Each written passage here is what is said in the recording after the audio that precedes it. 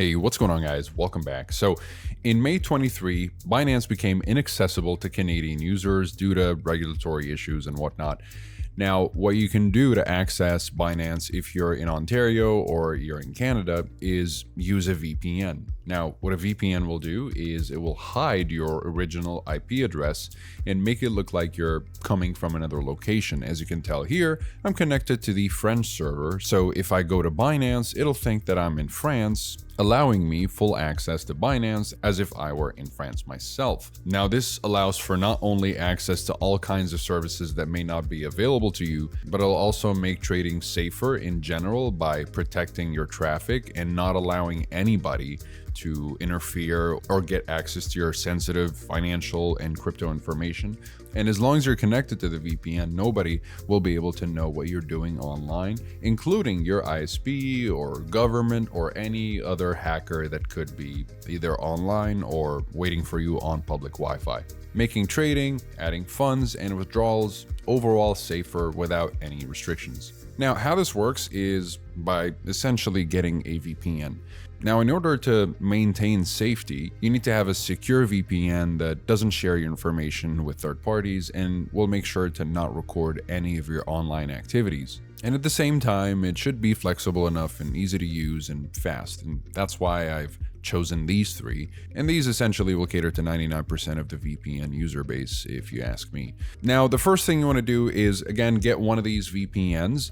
And you can use the links in the description down below if you want to save a little bit more money on your subscription. And from there, you want to connect to a location. For example, let's say you're using ExpressVPN. Just for the sake of the example, I'm going to connect to Germany in this case. Just double click on the country and it will connect in just a couple of seconds or even under a second sometimes. And this kind of speed is actually exclusive to ExpressVPN as far as connecting and disconnecting to the servers and whatnot. And it's also because it's such a light application as opposed to Nord and Surfshark, where it might take about 10 or a little over 10 seconds to connect to a server. Now, once you're connected to the server, now my internet will basically think that I'm in Germany. So when I refresh Binance, it'll also think that I'm in Germany so that when I sign up, of course, I have to provide identification and information that confirms that I'm in Germany.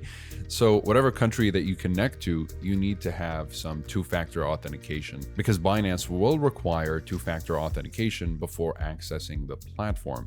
And this counts as level 1 verification, which allows you to withdraw up to 0.0 Bitcoin daily. So once you've created your account and you've verified it, you want to sign up for a crypto wallet. Now, I recommend using something like MetaMask. That's what I like to use if you want a very safe third-party crypto wallet that holds your cryptocurrencies. I highly recommend this one.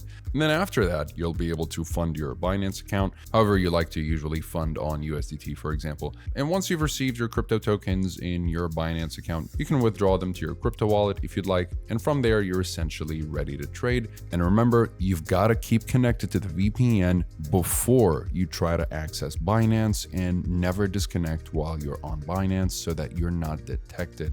And again, all of the identification and phone numbers and whatever it is that you have to use to verify your account needs to be from the same country that you're connected to with your VPN. So keep that in mind. Now, again, as far as choosing one of these three VPNs, it's an easy choice for me. I like to use ExpressVPN just because it's super simple and it's very quick, as you can tell, whether I disconnect or connect. Whereas if I, let's say, connect to any country within NordVPN, you'll notice that there is a little bit of a speed difference. So let's just connect to France or Germany, let's just say Berlin, and it might take just a few seconds. As you can tell, the application in general is a little heavier on my computer. I have a pretty good computer. It's a Core i7 12th generation, but overall, I've noticed this with other computers as well.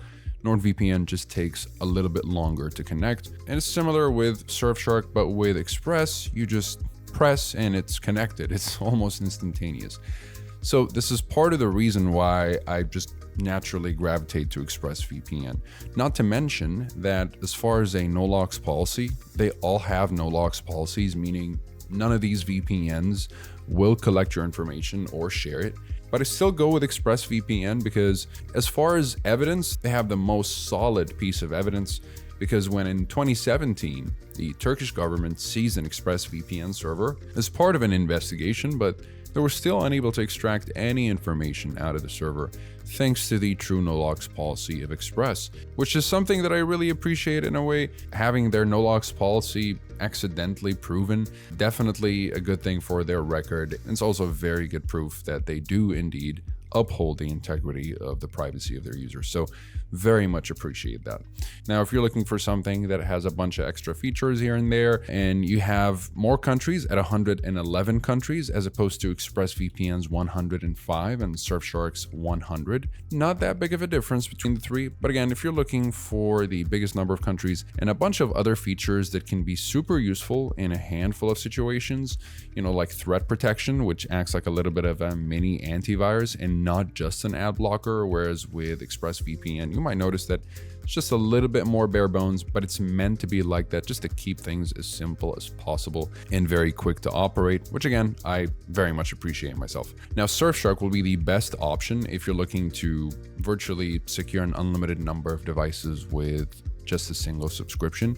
And it ends up being the best budget VPN that gets the job done at the cheapest possible cost. Now, I would say Nord is the best value VPN while still maintaining super high levels of security and performance. But if you don't mind sacrificing a little bit of performance and getting even more value as far as other features that you might be getting with Surfshark, especially if you go with the One plan, which is the next tier, which is the plan right after the standard plan with Surfshark, it will actually give you not only a VPN, but a fully fledged antivirus, not a mini antivirus like it is with the threat protection feature in NordVPN. And you'll get a bunch of other features that just overall contribute to your cybersecurity, you could say, which ends up being the best value VPN or the best budget VPN, you could also say.